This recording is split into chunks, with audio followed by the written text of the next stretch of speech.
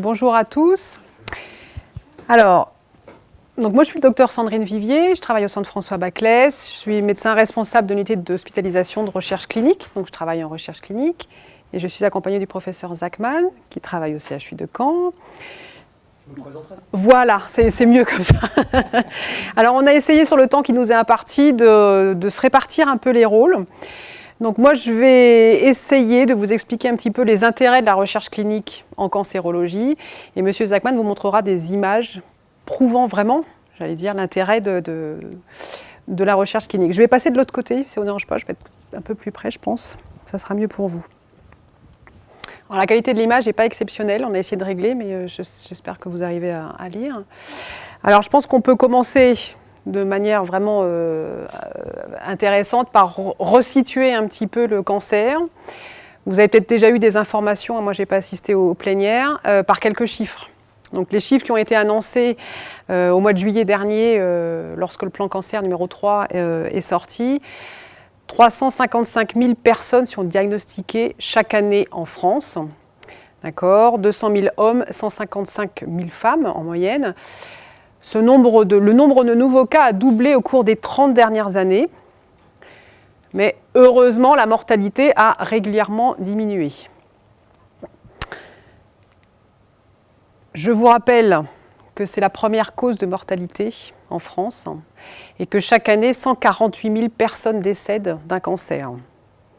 Et si on prend en compte le nombre de personnes qui vivent en France avec un cancer ou après un cancer, ça s'élève quand même à 3 millions de personnes.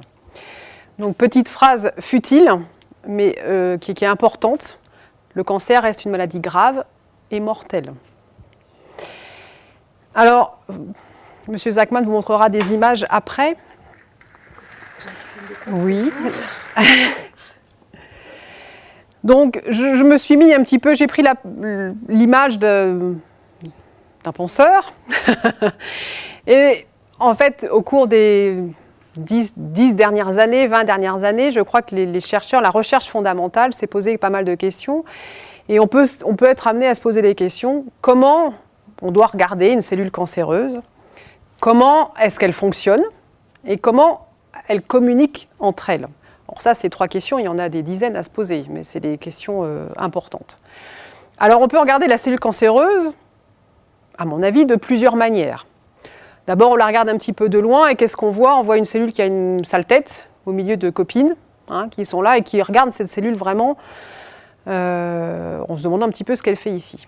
Quand on la regarde comme ça, bon, on avance, j'allais dire, pas beaucoup. Puis après, on peut aller se dire, on va la regarder d'un petit peu plus près, on va aller chercher un petit peu plus loin. Et on la regarde d'un petit peu plus près, on regarde comment est-ce qu'elle communique, où est-ce qu'elle se situe, etc. Et puis, après, on peut se poser la question d'aller encore plus loin et de se dire, mais comment elle fonctionne et qu'est-ce qu'il y a dans ces cellules? Donc là, j'ai pris des exemples parmi tant d'autres. Ça représente une cellule, d'accord, enfin un morceau de cellule. Vous avez l'intérieur de la cellule là, qui est en rose, le pourtour ici, qui est donc la membrane. Et on a découvert, enfin les chercheurs, la recherche fondamentale a découvert qu'il y avait à la surface de ces cellules des récepteurs qui étaient parfois surexprimés, c'est-à-dire qu'il y en avait vraiment beaucoup. Et parmi ces récepteurs, il y a une cascade derrière avec des signaux qui s'enchaînent les uns après les autres. Et tous ces signaux permettent la prolifération de la cellule. D'autres signaux, par d'autres voies, d'autres chemins, c'est l'équivalent d'une voie ferrée. Moi, je parle toujours de voie ferrée, mais c'est un peu ça, on circule sur les voies. D'autres voies ferrées permettent la survie, etc., etc. Et quand on avance encore un peu, on tombe sur des schémas, alors là c'est un petit peu flou du coup, sur des schémas encore un peu plus compliqués pour vraiment comprendre comment cette cellule fonctionne. Toujours la même chose, avec la surface ici. Et puis plein de voies ferrées qui permettent d'aller dans tous les sens, qui communiquent entre elles et qui permettent la survie de cette cellule cancéreuse. Donc du coup, la recherche fondamentale s'est posé les questions de nouveaux traitements pour aller dans ces voies ferrées et essayer de couper, de mettre, on va dire, des troncs d'arbres sur les voies ferrées pour empêcher que la cellule elle continue à proliférer. Donc ça, c'est des visions un peu plus un peu plus poussée de la cellule cancéreuse. Donc cette recherche fondamentale, comme je vous le disais, elle a permis vraiment des avancées gigantesques sur le fonctionnement cellulaire. Alors on a donc découvert de nouvelles cibles, nouveaux récepteurs, nouveaux messages, des nouveaux signaux à l'intérieur de la cellule, à l'extérieur de toutes ces cellules. Et donc bien évidemment, on a imaginé de nouveaux types de traitements. Et également de nouvelles associations thérapeutiques, en plus de nos chimiothérapies conventionnelles, etc. Et tout ça pour vous dire que ça a donné de nouveaux espoirs pour nos patients. Et quels espoirs! Alors, de toute cette recherche est sorti ce que l'on appelle aujourd'hui les thérapies ciblées. Vous avez dû en entendre parler, je crois avoir lu sur les papiers quand ça avait été évoqué.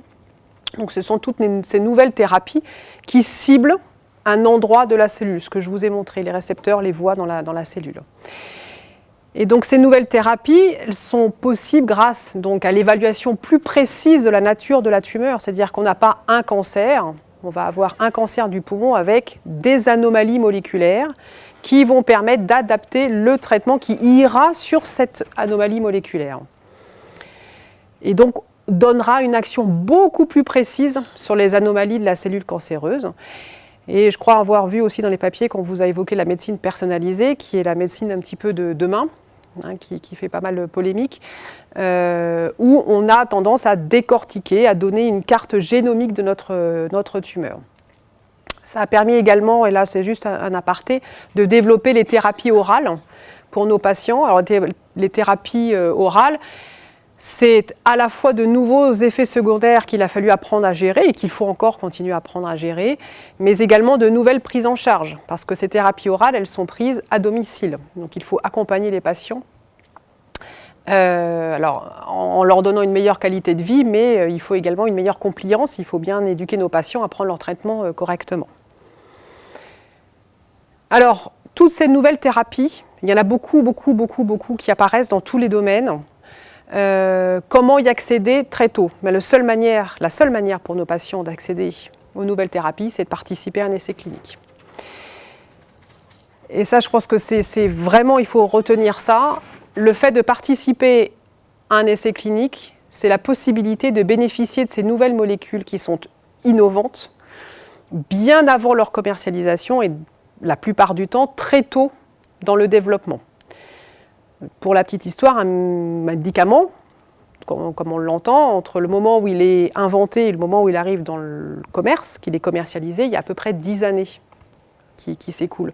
Quand un patient peut bénéficier de ces nouvelles molécules dès les phases précoces, c'est-à-dire dès le début de son développement, pour lui, c'est vraiment un espoir et une chance. Et donc, ça permet de participer à un essai clinique et donc d'avoir accès à ces nouvelles thérapies en cas vraiment d'échec thérapeutique, quand on n'a plus de traitement à donner à nos patients, ou quand il n'y en existe pas, parce que ça peut aussi arriver, d'accéder donc à de nouveaux espoirs thérapeutiques. Alors là, j'ai juste quand même mis deux diapos sur l'objectif, un des objectifs du plan cancer numéro 3.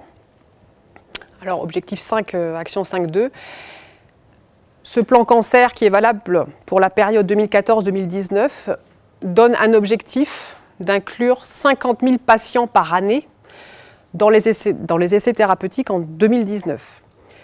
Le plan précédent, le plan cancer 2, avait permis une augmentation d'inclusion de 70% de plus, c'est-à-dire qu'il y avait déjà une mobilisation qui avait été entamée pour inclure les patients dans les essais cliniques, du fait de la structuration des lieux de recherche, et puis on avait vraiment incité les médecins à inclure. Ça avait permis d'augmenter ces inclusions. Et on sait qu'en 2013, il y a eu 25 000 patients qui ont été inclus dans un essai clinique, un essai thérapeutique. Donc en 2019, on en veut 50 000 par an. Donc on veut doubler cet objectif. C'est vraiment important. Et autre point, autre objectif aussi que j'ai mis, parce que ça me paraît important, le patient va devenir acteur de son traitement. Ça va être aussi à lui de prendre en charge sa maladie. Et il va donc impliquer également ses proches. Mais je crois que c'est cette petite phrase-là, cette participation active doit permettre aux patients de bénéficier des thérapies innovantes dans les meilleures conditions. On revient toujours sur le même terme, bénéficier des thérapies innovantes. Donc je crois qu'il faut vraiment vous retenir que l'intérêt de la recherche clinique, c'est de pouvoir bénéficier pour ces patients de nouvelles molécules et de molécules innovantes bien avant la commercialisation. Alors comment accéder aux essais cliniques? Donc là j'ai fait vraiment un résumé. Premier point, le médecin référent. Le médecin référent, c'est l'oncologue qui suit son patient qui a un cancer en fonction de la pathologie, de son état clinique, des traitements qu'il a déjà reçus. J'ai mis « il peut » et j'ai mis « il doit proposer » parce que pour moi, on doit, en tant que médecin, proposer, quand on peut, quand c'est possible et quand on en a, on doit proposer la participation à un essai clinique. Le médecin généraliste, alors le médecin généraliste, soit de lui-même, peut adresser son patient surtout pour une prise en charge dans un centre et ensuite le patient sera adressé dans un essai clinique. Alors, là, par Internet, alors je n'ai pas mis toute la liste parce que j'ai mis que ce que nous on représente, mais par Internet, via le réseau Onco Basse-Normandie, c'est une base régionale des essais disponibles en Basse-Normandie. Tous les essais, alors les médecins y ont accès, les patients ont y accès, tous les essais de la région sont recensés sur ce site internet et bien évidemment par les grands pôles de soins, donc les centres de lutte contre le cancer, les CHU, on a tous évidemment sur nos sites internet la possibilité, en tous les cas pour les médecins mais également pour les patients, d'aller retrouver tous les essais cliniques disponibles. Et sans oublier le patient lui-même, c'est-à-dire qu'il ne faut pas oublier quand même qu'aujourd'hui, les patients ont, je pense, on va tous directement maintenant sur Internet, c'est devenu un réflexe, les patients aussi. Donc je pense que les patients maintenant ont quand même toutes les informations nécessaires pour prétendre eux-mêmes et dire et exiger, moi je veux pouvoir être inclus dans un essai clinique. Ça c'est vraiment important. Donc pour conclure, ce que j'avais à dire, je crois que ça va être un petit peu redondant, mais je pense que c'est ce qui est important. Inclure un patient dans un essai clinique, c'est lui permettre de lui offrir l'accès vraiment à de nouvelles thérapies qui sont innovantes et bien avant la commercialisation. Et ça donne de nouveaux espoirs à nos patients qui sont dans des situations d'échec thérapeutiques. J'ai mis des traitements dits conventionnels qui sont essentiellement les chimiothérapies. Voilà. Donc, je vais laisser la place à M. Zachman qui va vous montrer des images. Voilà, maintenant qui va vous montrer que ces nouvelles thérapies permettent vraiment de donner des espoirs à nos patients. Donc, bonjour à tous. Donc moi je travaille dans la maison d'en face, Sandrine, le CHU, cette grande tour en béton. Et j'interviens à un triple titre, d'abord parce que je dirige le service de pneumologie et d'oncologie thoracique et l'idée c'était de vous donner un exemple de ce qui est sans doute la maladie cancéreuse la plus terrible et de ce qu'apporte la recherche clinique dans cette maladie. Je dirige aussi le centre de recherche clinique qui est le pendant donc du centre de recherche clinique de Baclès. Alors ce centre de recherche clinique n'est pas que dédié à la cancérologie et il s'intéresse aussi à d'autres maladies. Il y a des maladies non cancéreuses, des patients porteurs de maladies chroniques non cancéreuses qui sont pris en charge dans ce centre de recherche clinique.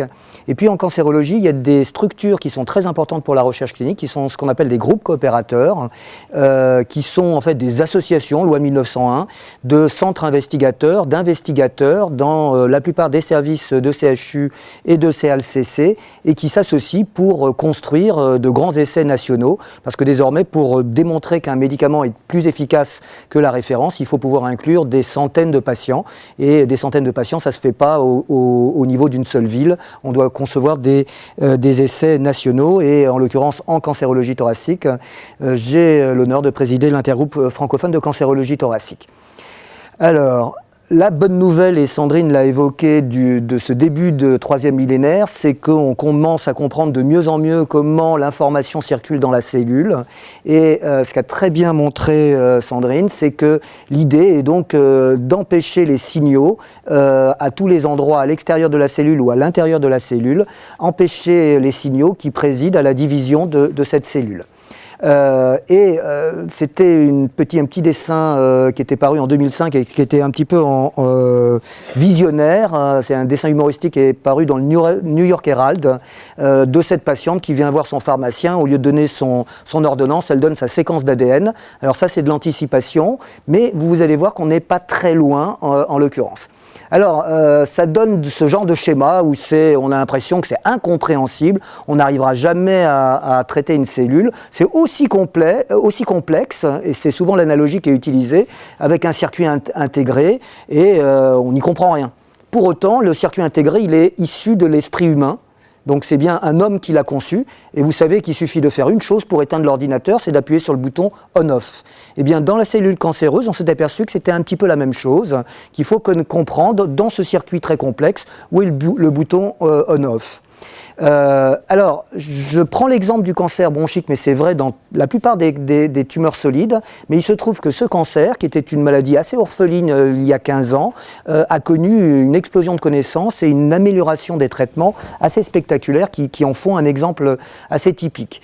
Il y a 15 ans, on considérait que dans cette forme de cancer dit non à petites cellules, qui représente 80% des cancers du poumon, il y avait 3 grands types différents. Et maintenant, 15 ans après, on sait qu'il y a une douzaine de types différents, chacun déterminé, défini par l'existence d'une mutation sur un gène donné. Et vous allez voir que certaines de ces mutations ont complètement révolutionné la prise en charge de ces maladies. Alors, on le sait parce qu'on vit dans un pays extraordinaire où il y a des plateformes de génétique moléculaire dans 28 régions. En fait, il y a 22 régions, mais en France, c'est toujours un peu plus compliqué. Il y a 28 plateformes pour faire les analyses et on a une très bonne idée de la représentation de ces mutations en France au cours de l'année 2012. Alors, sur l'ensemble des cancers bronchiques diagnostiqués en 2012, si on prend l'ensemble, il y a 15% des patients chez qui on peut identifier une anomalie pour laquelle il y a un médicament qui va cibler cette anomalie. Si on s'intéresse à une forme précise qui est l'adénocarcinome, c'est 20% des patients. Si on s'intéresse aux femmes qui sont très minoritaires en matière de cancer bronchique, mais on sait que chez 30% d'entre elles, on a une cible. Et si on s'intéresse aux 15% de cancers du poumon qui ne sont pas liés au tabac, eh bien dans ces 15%-là, on a les 3/4 qui sont en rapport avec une cible qu'on sait traiter désormais.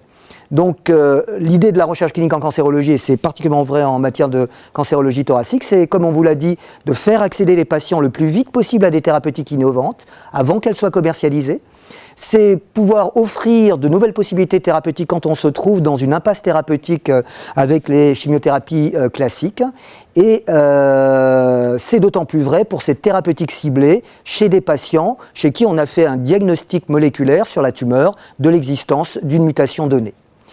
Alors la preuve de concept, c'est une longue histoire d'une dizaine d'années avec un récepteur qui s'appelle le récepteur à l'EGF, qui est situé à la surface de toutes les cellules épithéliales de l'organisme et dont on s'est aperçu qu'il était muté dans certains cancers bronchiques, dans 12 à 15%.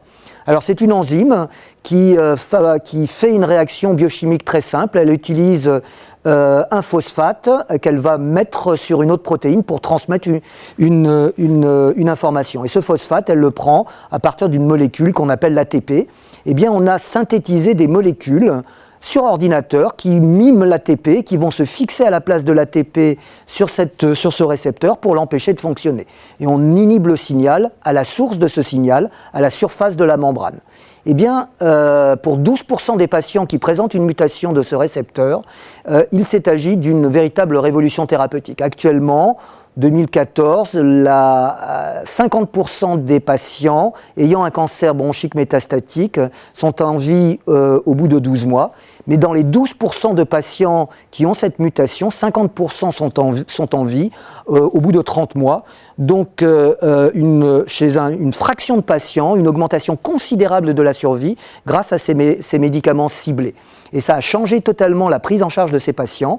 Il y a encore 20 ans, quand on avait un cancer du poumon avec des métastases, on savait qu'à la fin de l'année, il était fort probable que la maladie allait l'emporter. Ce n'est plus le cas et nous avons maintenant dans nos patientèles des patients chez qui on a transformé une maladie aiguë en une maladie chronique et qui sont vivants 5 ans après le diagnostic de leur maladie avec des métastases. Donc c'est vraiment un changement d'histoire naturelle de la maladie. Alors, Quelques exemples, une dame qui est arrivée aux urgences du CHU il y a maintenant 3 ans, en détresse respiratoire, avec tout ce qui est blanc dans le poumon, eh bien c'était du cancer. Elle arrive avec des gros débits d'oxygène, très essoufflés. On fait le diagnostic d'un cancer et avec une mutation de ce récepteur. Elle a un petit médicament miracle dans le cadre d'un essai thérapeutique sur lequel on a un petit peu forcé l'inclusion parce qu'elle n'était pas forcément au sens strict du terme en état d'être incluse dans l'essai. Au bout d'1 mois, elle est sevrée en oxygène. Au bout de 10 mois, elle est en réponse complète et cette patiente est toujours vivante. Donc voilà un exemple qui n'est pas un exemple totalement isolé. Alors ça a été testé dans de grands essais et d'abord en Asie, parce qu'en Asie, cette mutation est beaucoup plus fréquente, ça représente 40% des cancers bronchiques, hein, et là, il n'y a pas photo, ce sont des courbes de survie en fonction du temps, et c'est la mortalité. Eh bien, quand les patients reçoivent le petit comprimé magique, on voit qu'ils vivent beaucoup plus longtemps que lorsqu'ils sont traités par une chimiothérapie. Alors on peut représenter les choses de cette façon, ça c'est le pourcentage de diminution du volume tumoral. Donc vous voyez que ce patient par exemple, sa tumeur a diminué de 90%. Eh bien cet essai a été un essai européen qui a montré exactement la même chose que les essais asiatiques, dans lequel le deuxième signataire de l'article est le docteur Raj Gervais du Centre François Baclès. Et donc ces patients ont réellement bénéficié avec une diminution du volume tumoral très spectaculaire chez la quasi-totalité. Il n'y a que très peu de patients qui ont résisté de façon primaire à cette thérapeutique. Moyennant quoi, et Sandrine vous l'a dit, on se trouve à faire face à des effets indésirables auxquels on n'avait pas l'habitude. Et ces médicaments-là, ça s'appelle l'EGF, c'est Epidermal Growth Factor, c'est quelque chose qui se trouve sur la peau. Et on a des éruptions cutanées qu'on a découvertes, et on les a découvertes lors des phases 1, lors du développement précoce des médicaments. On n'avait aucune idée de ce que ça allait donner. Et il a fallu gérer ce type de toxicité que le médecin considère comme bénignes, puisqu'elles ne mettent pas en jeu le pronostic vital des patients, mais en l'occurrence, elles sont particulièrement désagréables et elles ne sont pas supportables si elles doivent durer 3 mois, 3 ans. Or, ces patients vivent désormais très longtemps et donc les essais cliniques ont permis aussi de trouver les bonnes doses, de trouver les traitements locaux notamment pour réduire au maximum ces effets indésirables qui, je dois le dire, là j'ai sélectionné des formes particulièrement spectaculaires, ne sont pas heureusement aussi spectaculaires que celle-ci. Cette patiente est une des premières patientes françaises que j'ai traitées à Curie lors du tout premier essai européen d'un médicament qui s'appelle l'Iressa. On ne savait pas du tout que ce médicament pouvait sensibiliser au soleil, par exemple. Donc elle a passé le week-end à la campagne et le lundi, elle est revenue avec ce masque-là. Donc voilà, les essais cliniques, c'est aussi évaluer en toute sécurité, donner ces médicaments aussi en toute sécurité et apprendre à manager, si je peux dire, les effets indésirables. Alors, je vais passer ça. Il y a dans d'autres cibles dans le cancer du poumon, comme une protéine qui se trouve en aval sur la voie de chemin de fer de l'EGFR. Et voilà un patient traité par mon ami Julien Mazière de Toulouse, dans un essai qui a été rapporté l'année dernière, dans lequel des patients canets ont été traités. Donc avec là encore des petits comprimés, des réponses très spectaculaires qu'on obtient très rarement avec des chimiothérapies. Ça, c'est un patient qui a été traité au centre de recherche clinique du CHU en 5e ligne thérapeutique avec malheureusement un échappement tumoral et de multiples localisations, ce sont les boules dans le poumon, avec un médicament donc ciblé contre une autre altération moléculaire du cancer du poumon. Et on voit assez aisément, il ne faut pas être grand spécialiste pour s'apercevoir que ces nodules ont fondu littéralement. Et donc ce sont vraiment des médicaments qui ont une efficacité absolument spectaculaire lorsqu'ils sont bien prescrits, c'est-à-dire prescrits en fonction de l'anomalie moléculaire détectée.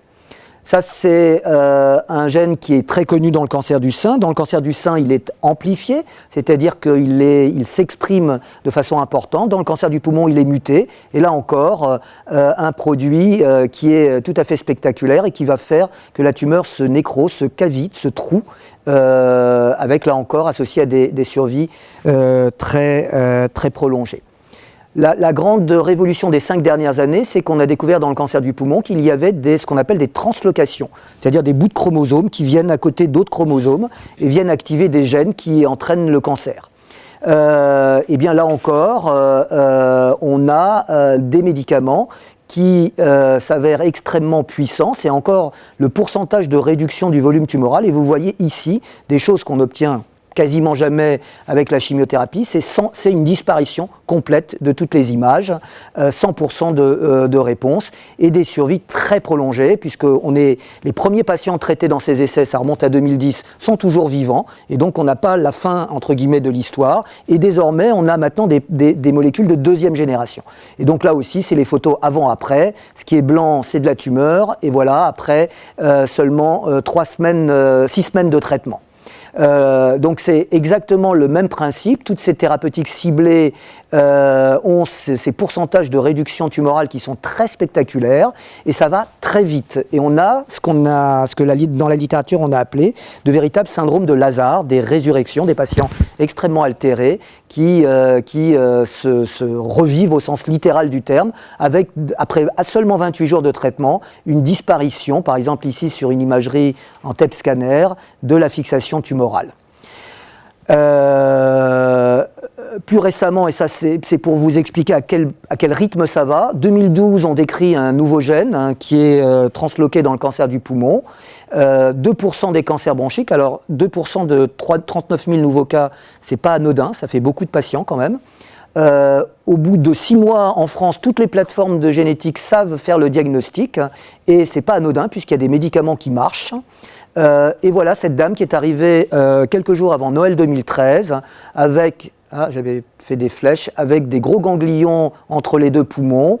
Ce qui est blanc ici, c'est du cancer, des gros ganglions ici. Là, c'est un PET scan avec malheureusement des métastases au niveau du foie, au niveau de la rate, entre les deux poumons. On fait un diagnostic par une simple fibroscopie qui ramène des cellules tumorales. On peut faire le diagnostic de l'anomalie moléculaire en anapathe en routine désormais et elle reçoit le petit comprimé magique dans le cadre d'un essai thérapeutique, là encore en forçant un tout petit peu parce qu'elle n'était pas très bien au moment où elle reçoit le médicament. Et ça, c'est 11 jours après le début du traitement et avec une réponse qui est quasi complète. Comme vous n'êtes pas obligé de me croire, je vous ai fait avant-après, c'est un petit dessin animé. Vous voyez que les ganglions disparaissent et de façon extrêmement rapide. Alors, ALK, ce gène-là, c'est 2012, on est en 2014, on a déjà des molécules de deuxième génération qu'on a dans nos essais, et notamment qui sont accessibles sur Caen, avec des molécules qui sont plus actives, qui diffusent dans des sanctuaires dans lesquels les traitements ont du mal à diffuser, comme le cerveau, avec là encore avant-après, et des réponses très spectaculaires avec ce type de médicaments. Et puis l'avenir, c'est aussi rééduquer l'organisme à combattre la tumeur en rééduquant les lymphocytes.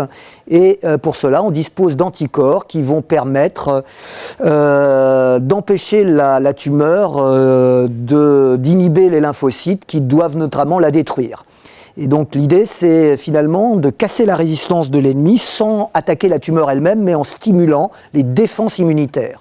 Eh bien, ces médicaments sont assez extraordinaires et dans le mélanome malin, ils sont parvenus à un résultat assez étonnant. On a maintenant 10 ans de recul dans le mélanome malin et on sait qu'il y a 20% de patients qui pourtant avaient des métastases sont vivants 10 ans après avec ces anticorps, ce qui était inconcevable il y a 10 ans. Donc ce n'est malheureusement pas bien sûr la totalité des patients, mais on a la preuve de concept on peut atteindre ce plateau avec, au bout de 10 ans, une guérison, entre guillemets, vous savez qu'on a du mal à parler de guérison, mais c'est quand même tout à fait spectaculaire. Et l'idée, c'est de combiner ces nouveaux anticorps avec les traitements conventionnels pour obtenir ce type de plateau. Alors dans le cancer du poumon, ça marche, ça date de 2012, avec là encore ces boules qui disparaissent au fil des traitements. Ici, cette grosse tumeur, et le traitement. Alors, ce qui est très étonnant, c'est qu'avec ces nouvelles molécules, on s'est aperçu de choses nouvelles. C'est qu'on voit apparaître de nouvelles lésions. Et en fait, ces lésions, c'était sans doute des choses microscopiques qui sont infiltrées par les lymphocytes et qui deviennent visibles. Tout simplement. Donc voilà, encore des exemples avec ces anticorps. Ça diffuse dans le cerveau, donc ça marche dans les sanctuaires. Ça donne là encore des diminutions de volume tumoral assez exceptionnelles. Et pour vous en convaincre, un patient qui a été traité cette année au CHU de Caen avec ces grosses masses tumorales, et c'est toujours avant-après. J'ai mis les flèches puisque vous n'êtes pas spécialiste. Et là, on a à notre disposition énormément de nouvelles molécules, ce qui fait énormément d'essais cliniques dans lesquels on peut faire inclure des patients et leur faire bénéficier de ces médicaments. Certes, ils ont des effets indésirables, mais ils ont une activité qui est incontestable. Et donc, pour résumer, je crois qu'il est très important de dire que l'image même du cancer, et du cancer qui est le plus dramatique, et le cancer du poumon, est en train de changer, son histoire naturelle est en train de changer, et ça on le doit aux nouvelles molécules, c'est ce qu'on appelle la médecine personnalisée, la médecine moléculaire, hein, dont on vous a parlé, et ça suppose d'inclure les patients dans des essais cliniques. C'est pas simplement pour faire plaisir au docteur, il y a vraiment un impact de survie et de qualité de vie, car malgré certains effets indésirables, et encore une fois, il faut oublier ce que je vous ai montré qui est un peu spectaculaire, c'est quand même bien mieux supporté que les chimiothérapies classiques. Voilà, je m'arrête là et on peut ouvrir la discussion.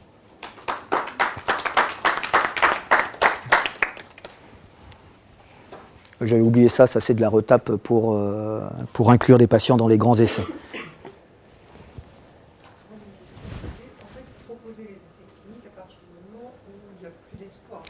Alors, ça a été très longtemps le cas, et avec les thérapeutiques ciblées, ce n'est plus le cas. Parce que comme on sait maintenant faire une analyse moléculaire et avoir dès le début de la maladie le diagnostic d'altération moléculaire permettant l'accès à des molécules, il y a désormais des essais de première ligne versus la chimiothérapie classique. De façon générale, dans le développement du médicament, en cancérologie, on propose les nouvelles molécules dans un premier temps en deuxième ligne, après échec des traitements conventionnels. Mais il y a de plus en plus d'essais, même pour des molécules très, très tôt dans le développement, en première ligne. Et la révolution conceptuelle, c'est qu'avant, il fallait faire un essai de phase 1 où on traitait 50 patients pour voir si ça n'avait pas d'effet indésirable, un essai de phase 2 où on en traitait 100 pour essayer d'avoir la bonne dose, et un essai de phase 3 pour montrer que c'était meilleur que le traitement conventionnel, et là, il fallait traiter 800 patients. Toutes ces molécules ont été enregistrées avec des essais de phase 1, notamment aux États-Unis, et avec une cinquantaine de patients. Alors maintenant, on fait des phases 1 à 100 patients pour être sûr, mais elles sont tellement efficace, ça n'a plus rien à voir avec le développement d'un médicament classique, d'une chimiothérapie classique. Donc ce n'est plus en dernier recours, c'est le plus tôt possible dès qu'on a une anomalie moléculaire qui est retrouvée. Et les effets indésirables ? Alors, on découvre... Une chimiothérapie, alors, convaincre le patient. La chimiothérapie, le problème de la chimiothérapie, il faut le dire, et ce n'est pas forcément très audible pour le patient, on ne le dit pas de cette façon brutale, mais la chimiothérapie peut tuer. Hein. La chimiothérapie donne des neutropénies qui favorisent donc une diminution des globules blancs, qui favorisent les infections, et les infections, les septicémies peuvent tuer. Et donc il y a un pourcentage, certes le plus bas possible, mais de patients qui sont tués non pas de la maladie, mais des traitements. Ces molécules-là, de façon large, enfin très très large, n'ont pas d'effet mettant en jeu le pronostic vital. Mais elles ont des effets surprenants. Certaines molécules donnent du diabète, et on ne l'avait pas prévu. Et donc il faut donner des petits comprimés pour lutter contre l'hyperglycémie. Certains comprimés font monter la tension. Alors le patient ne ressent pas, mais on lui prend la tension, et la tension est élevée. Et donc il faut lutter contre l'hypertension. Certains médicaments donnent des boutons sur la peau, ça c'est très fréquent. Et vous avez vu que ça peut, notamment chez une dame, être particulièrement désagréable. Alors maintenant, on sait l'anticiper. On n'attend pas d'avoir ces boutons-là pour proposer des topiques locaux et des traitements préventifs. Voilà, c'est des effets indésirables que le médecin dit bénins parce qu'ils ne mettent pas en jeu le pronostic vital, mais qui peuvent être de temps en temps désagréables et qu'on sait de mieux en mieux anticiper. de façon générale, par rapport à une chimiothérapie, ils sont quand même globalement bien mieux supportés. Mais ça reste des médicaments, et comme tous les médicaments, il y a des effets indésirables, c'est clair. Sachant que dans la plupart des cas, il y a des effets indésirables attendus et des inattendus qui sont bien moins fréquents que les attendus. Et les inattendus, comme les attendus, sont tous répertoriés au sein des bases européennes. Oui, tout à fait. Mais moi, ma question, c'était plus pour convaincre un patient de passer par les essais cliniques, parce que les gens ont peur des essais cliniques quand même. Je crois que je suis... C'est en train de changer. Et puis il y a le problème de l'empathie avec l'équipe soignante qui est importante. Il y a le discours proactif qu'on peut avoir. C'est en train de changer. C'est la fameuse réponse « Ah oui, je veux pas jouer au cobaye ». Eh bien, il faut désamorcer cette... Il y a ça, il y a aussi de dire si on propose un essai clinique, de rentrer dans un programme d'essai clinique, c'est qu'on n'a pas d'autre solution derrière moi, donc ça fait peur. Maintenant, je veux qu'on me foute la paix. Je veux dire, on entend des choses. Très longtemps le Voilà, cas. je Je pense pense que que ça. les effets de phase précoce, c'est effectivement les patients d'ailleurs le disent eux-mêmes et tout ça un peu comme ça. Effectivement, comme a dit M. Bachmann, maintenant on découvre des anomalies moléculaires et on sait qu'il n'y a pas d'impact. On peut commencer par une thérapie ciblée et éventuellement après faire Ce que vous dites est particulièrement vrai dans, je dirais, dans l'immense majorité des essais précoces non cancérologiques. Et justement, ce qui a changé en cancérologie au cours des 10 dernières années, c'est qu'on sait maintenant en phase 1, enfin on a de plus en plus de molécules actives et dont on sait qu'elles peuvent influer sur la vie même du patient dès le développement, dès la première utilisation chez l'homme. Ça, c'est quelque chose de très nouveau et c'est très spécifique à la cancérologie. Quand vous développez un nouvel antihypertenseur, vous ne savez pas a priori s'il va marcher. Là, on a des molécules dont on sait déjà très souvent, grâce à la biologie et aux chercheurs, qu'ils vont avoir une activité. Alors, c'est d'autant plus facile de convaincre le patient que le médecin est convaincu. Donc ça joue aussi dans la relation, mais il faut que l'ensemble des soignants, infirmières, médecins, tout le monde ait cette conviction. Et je dirais qu'en cancérologie, c'est plutôt plus facile que dans d'autres domaines, parce qu'on a justement ces exemples-là.